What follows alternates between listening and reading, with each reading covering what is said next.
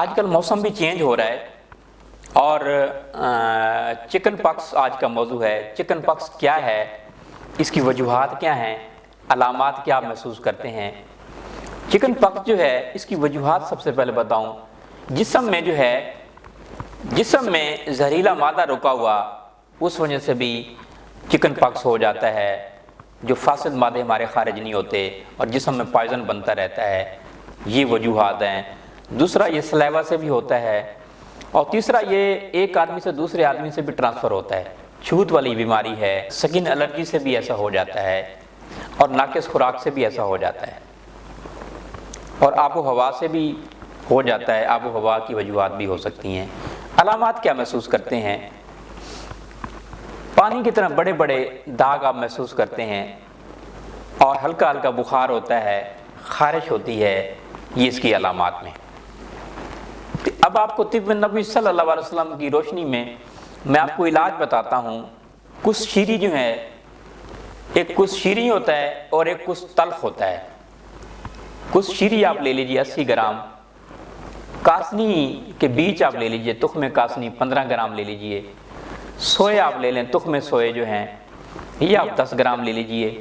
یہ تینوں کو یکجاں کر لیجئے، سفوف بنا لیجئے، اور آدھا چمچ صبح اور آدھا چمچ شام کو پانی کے ساتھ لیجئے۔ چکن پاکس جو ہے اس کا مرض جو ہے 7 سے 11 سے 15 روز لگ جاتے ہیں اس کو ٹھیک ہونے میں، اس لیے آپ کا یہ مرض جو ہے اس کا ٹریٹمنٹ جو ہے وہ آپ کو اتنے دن آپ کو ٹریٹمنٹ کرنا پڑے گا۔ اگر بچے ہیں تو جو میں نے طب نبوی صلی اللہ علیہ وسلم کا نسخہ بتایا وہ آپ ہاف استعمال کریں، مطلب ہاف ٹی اسپون بتایا ہے تو اس کو مزید آپ ہاف کر لیجئے۔ اور میں آپ کو علاج بتاتا ہوں دوسرا بھی جو مجرب نسخہ ہے، جو میرے تجربات میں آئے ہیں، جن سے بہت سارے پیشنٹ مستفید ہوئے ہیں، اور میرا مقصد جو ہے اپنا وقت اور پیسہ بچائیے۔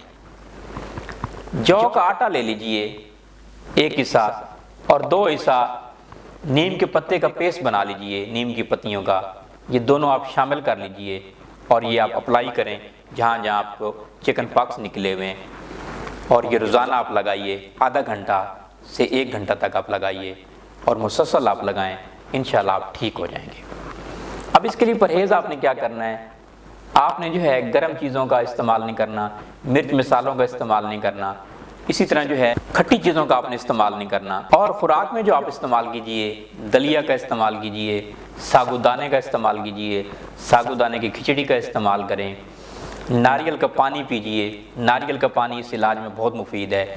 ناریل کا پانی چاہیں تو آپ اپلائی بھی کر سکتے ہیں اپنے ہاتھوں پہ، فیس پہ، جہاں جہاں آپ کو یہ چکن پاکس ہے، اس سے جو ہے چکن پاکس کے جو داغ ہیں وہ بھی ختم ہو جائیں گے انشاءاللہ۔ ناریل کا پانی پیجئے بھی صحیح، تازہ جوسز کا استعمال کیجئے، اسی طرح جو ہے کھٹی چیزوں کا استعمال، جیسے میں نے عرض کیا کھٹی چیزوں کا استعمال نہ کریں۔ جو کا ستو بنا کے کھائیں، چکن پاکس میں بہت ہی مفید ہے، اور تلسی کی چائے بنا کے استعمال کریں، تلسی کا قہوہ بنا کے استعمال کریں، ٹھنڈی آب و ہوا جو ہے ٹھنڈی جگہوں کا استعمال کریں، اور نیم کے پتے کا جو ہے آپ اس کا پانی جو ہے اس سے آپ نہائیے۔ نیم کے پتے آپ ڈال لیجئے پانی میں، اور پانی کو ابال لیجئے اور پھر چھان لیجئے، اس پانی سے آپ نہائیے۔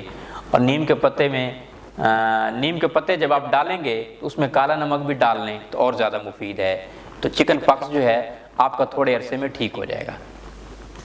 ناریل کا تیل بھی آپ چاہیں تو بنا سکتے ہیں، اور اس میں شہد ڈال سکتے ہیں۔